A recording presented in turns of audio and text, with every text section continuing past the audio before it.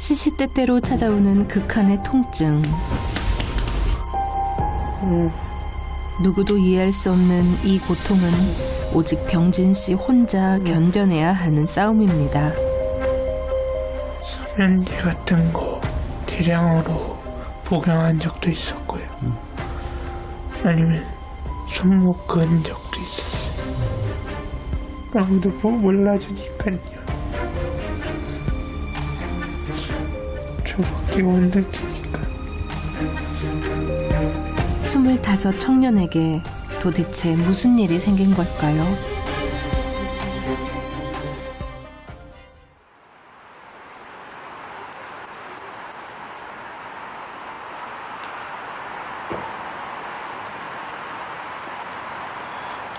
첫눈이 소복하게 내리던 날입니다. 찐아, 잘 잤어? 어땠어? 어제도 깼어? 어이구, 깨 아주 금방 잠들었어? 좀 좀 있다. 지금 일어날 수 있겠어? 25 청년이지만 어머니의 눈에는 아직 5살 어린아이나 마찬가지입니다. 양말을 신을까? 슬리퍼를 일단 신을까? 지금은? 양말 신을까? 열은 뭐 없는 것 같고 수면 양말 신자. 수건요. 아이고. 양말을 신기 전 수건부터 찾습니다. 황급히 수건을 가져다주는 어머니. 병진 씨가 이렇게 수건을 챙기는 이유는 통증 때문입니다. 빨리 시켜줘. 빨리 시켜줘. 알았어. 좋구나.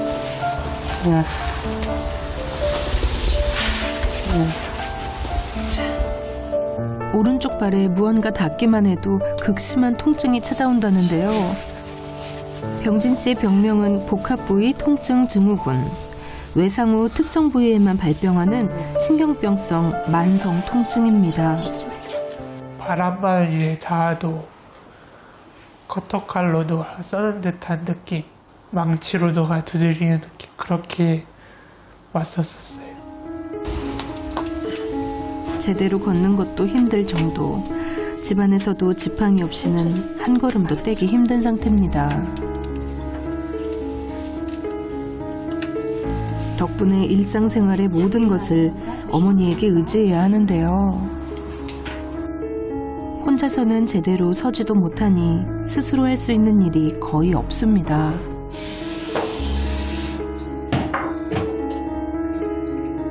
지옥 같은 통증이 처음 시작된 건 4년 전.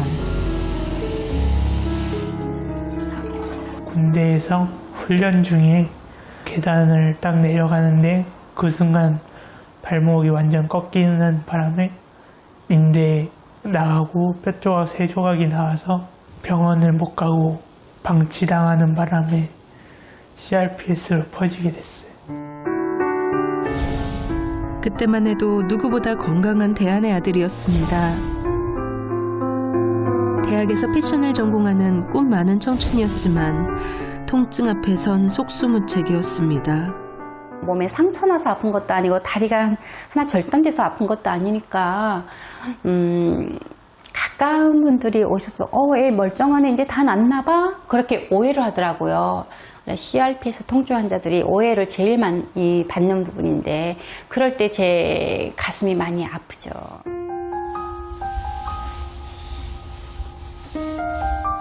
병진 씨의 통증을 이해해준 이들은 옆에서 지켜본 가족들 뿐인데요. 마약성 진통제는 통증을 잠시 잊게 해주는 유일한 방법입니다. 지금 이게 펌프라고 누르면은 몰핀이 들어가는 거예요. 지금 이쪽 배에 심어져 있어요. 이게 누를 수 있는 거는 총 6번이고요. 누를 때 간격은 30분마다 누를 수 있어요. 이렇게 춥고 습한 날엔 통증이 더 심해진다고 하는데요. 오늘은 첫눈도 반갑지 않습니다. 아이고 다리 다쳐 어떻게 하냐. 근 한 달 만의 외출.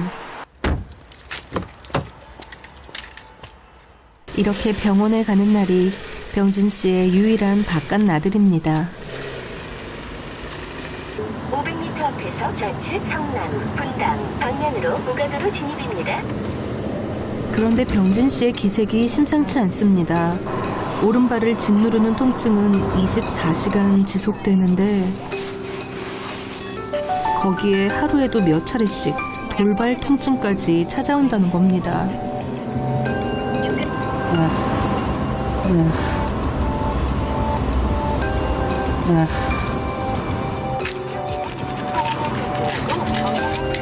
마약성 진통제도 쉽사리 통증을 가라앉히질 못합니다. 이렇게 시도 때도 없이 찾아오는 돌발 통증 때문에 외출하는 게 더욱 두렵습니다. 내려놓을까? 저기 있을 거야? 누려도 꽉 쳐.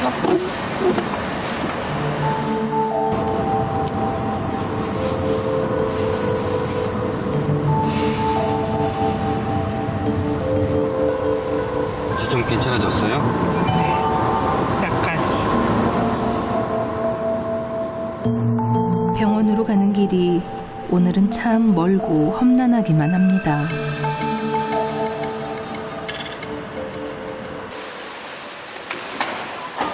병원에 도착하자 내리던 눈도 멎고 병진 씨 통증도 다소 잦아든 것 같습니다.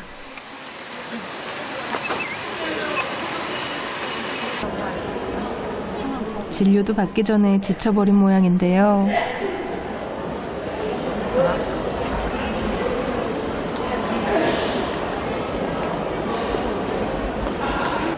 자꾸 너한테서 멀리 떨어져야 되는데 가까이 있어서 건드리게 되냐. 그걸 알면서도 순간적으로 그냥 가까이 있다는 생각을 들면서 아픈 아들에게 어머니는 하염없이 미안하기만 합니다. 척수에 미세한 전기 자극을 보내 통증을 덜 느끼도록 하는 척수 자극기와 마약성 진통제를 투여하는 펌프까지 2개의 기계를 몸속에 삽입한 병진 씨. 오른쪽 엉치 쪽으로 좀 더 온다고? 이건 어때요? 아파요. 아픈데 이렇게 오는 느낌은 없어요? 할 수 있는 모든 치료를 다 해봤지만 통증 앞에선 속수무책이었습니다. 지금 툭 튀는 느낌 났었지?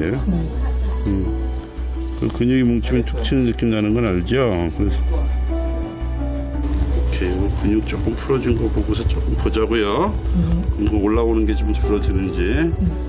이전에는 우리가 이런 병이 뭔 병인지도 잘 괴질인가 보다. 그리고 아니면 아니 뭐 예를 들면 그냥 단순히 뼈였는데 이 사람 거짓말 치는 거 아니야? 이 사람 뭐 꾀병을 부리고 있는 거 아니야? 막 이렇게 취급한 적도 있었어요. 이제 조금 더 그러한 것을 잘 진단하고 조기에 좀만 빨리빨리 치료를 하니까 1년 안에 보통 한 7, 80%가 호전이 되더라. 남아있는 20%가 좀 많이 극심한 통증들을 가지고 있는데 그런 사람들은 5년 있다가 봤을 때 사회에 복귀하는 정도가 실은 뭐 5% 정도다. 그러니까 나머지 분들 계속 아프신 분들이 남아있다는 얘기거든요.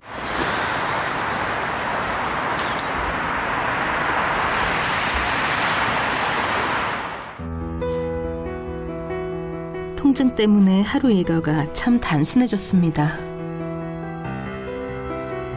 침대와 앞 컴퓨터가 놓인 책상, 5발자국 정도의 거리가 병진 씨에겐 세상의 전부입니다. 세상 밖으로 나가지 못하는 아들을 위해 어머니는 다니던 직장까지 그만두고 하루 종일 병진 씨의 곁을 지키고 있습니다.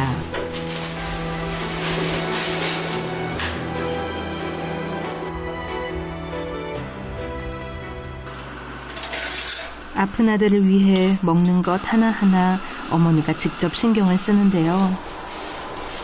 그런데 요리를 하면서도 어머니의 눈과 귀는 병진 씨의 방 쪽으로 향해 있습니다.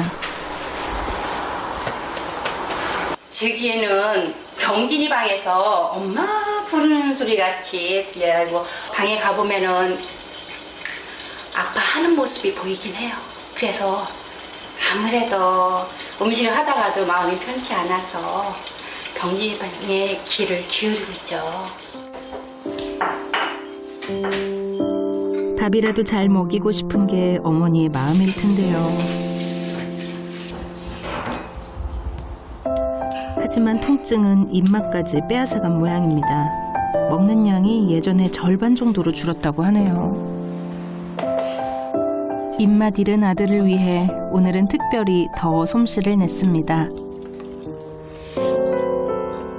잡채는 병진 씨가 가장 좋아하는 메뉴. 뭐 먹고 싶은 음식 있어? 잡채는 괜찮은 것 같아. 잡채만 자주 먹을 순 없지. 옛날에 샐러드도 참 좋아했었잖아. 야채 많이 먹어야 돼. 통증 때문에 하루 종일 약을 달고 살아야 하는데요. 우리 약 먹자. 약을 먹는 시간과 종류까지 어머니가 꼼꼼하게 챙겨줍니다. 먹는 약의 대부분은 진통제. 이나마 버틸 수 있었던 건 약 기운을 빌린 덕분입니다. 아플 때 하나씩 먹는다고 치면은 한 정신과까지 20알 그 정도 되는 것 같아요.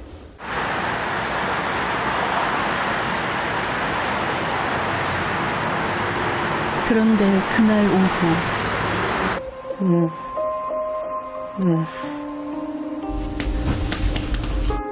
시도 때도 없이 찾아오는 돌발 통증엔 진통제로도 어쩔 도리가 없습니다. 다 신경 쓰여서 그냥 마음 편안하게. 수건요.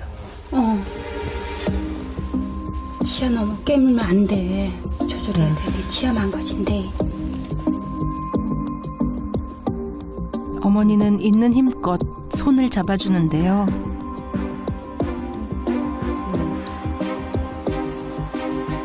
언제쯤 이 지옥 같은 통증에서 벗어날 수 있을까요? 색깔이 조금 다르구나. 돌발 통증이 지나간 뒤 통증을 견디느라 너무 힘을 준 때문인지 온몸이 뻣뻣하게 굳었습니다.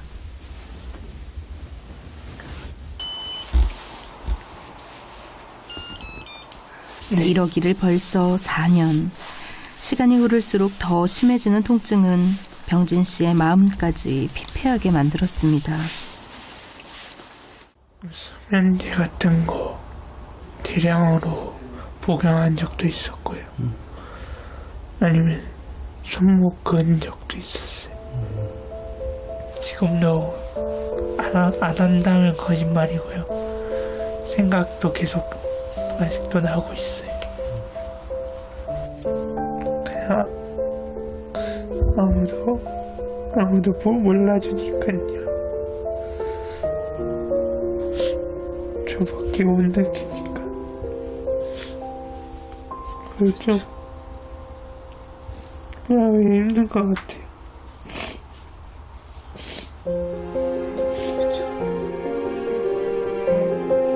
아들의 눈물에 결국 자리에서 일어나고 맙니다. 죽도록 힘들었던 병진 씨의 고통을 가장 가까운 곳에서 지켜봐야 했던 어머니. 병지가 자기 원하는 대로 뭔가를 해달라고 하더라고요. 그래서 그건 아니라고, 너무 건강을 위해서 그러면 안 된다고. 그랬더니 방문을 확 닫고 들어가는데 곧바로 따라갈 수는 없잖아요. 그래서 한 5분 정도 있다가 따라 들어갔더니 그때 이제 팔목에다 시도를 시작하고 있더라고요.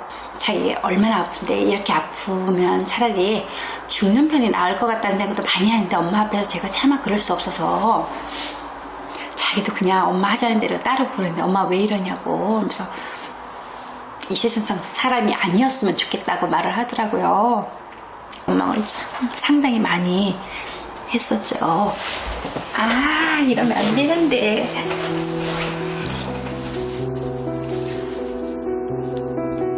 아들을 잃을 수도 있다는 불안에 무너져 내리는 어머니.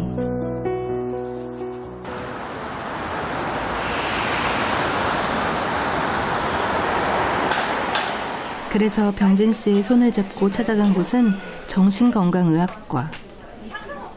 마음의 통증도 심각하다는 걸 깨달았기 때문입니다. 잠은 어때요, 요즘은? 잠은 계속 깨는 거야. 계속 깨요? 기분이 많이 안 좋은 날은 좀 안 좋은 쪽 생각도 들 때가 있어요? 자살 생각하는. 그게 최근 들어서 더 자주 오거나 요즘 들어서 그런 거 혹시 그런 생각이 좀 더 많이 나거나 하면 꼭 어머니한테 알릴 수 있죠? 좀 도움을 요청하셔야 돼요. 그렇죠? 극심한 고통을 참기 어려워지면 자해나 자살 사고로 이어지는 경우가 굉장히 많아서 가족분들이나 주변에 어떤 어려운 생각이나 그런 그 자살 사고 같은 것들을 좀 알리고 빨리빨리 도움을 받는 게 더 좋고요. 그 다음에 가급적이면은 이제 낮에도 뭔가 조금 더 집중할 수 있고 좀 규칙적인 생활을 할 수 있는 활동을 하는 게 또 도움이 될 수 있다고 생각합니다.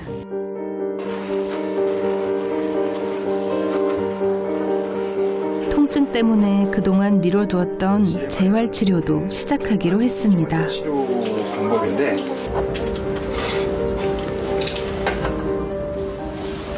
지금 혹시 다리가 더 저리거나 그러진 않아요? 다리 오른쪽 엉숭 앞에 안쪽에 바깥쪽에 바깥쪽에. 통증이 올라오면 사진을 뒤집어 버리세요. 오케이. 자, 심호흡 한번 하고 우리 뇌세포 중에 한 7-80%가 거울신경이라고 그래서 내가 직접적으로 내 다리를 보지 않아도 다른 사진을 봐도 거기서 반응하게 돼 있어요. 이때 오랜 만성 통증으로 민감해진 뇌가 몸에 통증 신호를 보낸다는데요. 통증이 올라오면 보고 있던 사진을 치우는 반복 훈련을 통해 뇌의 중추신경을 바로잡을 수 있다는 겁니다. 좀 거칠지 않고 부드러운 그런 터치, 자극 그런 것을 통해서 시작을 해서 조금씩 그 통증의 범위를 이제 이길 수 있는 그 정도를 이제 훈련을 하는 방법이거든요. 통증 조절 능력을 자기가 가질 수 있도록 만들어 이제 주는 거죠. 그동안 피하려고만 했던 통증을 마주봐야 했던 첫 번째 훈련. 병진 씨는 어땠을까요? 처음 하는 것 치고는 나름 괜찮았던 것 같아요. 친구랑 뭐 놀고도 싶고 그리고 이제 대학교 졸업하는 게 제일 큰 목표 같아요. 다시 세상 밖으로 나가고 싶다는 병진 씨의 꿈이 꼭 이루어졌으면 좋겠습니다.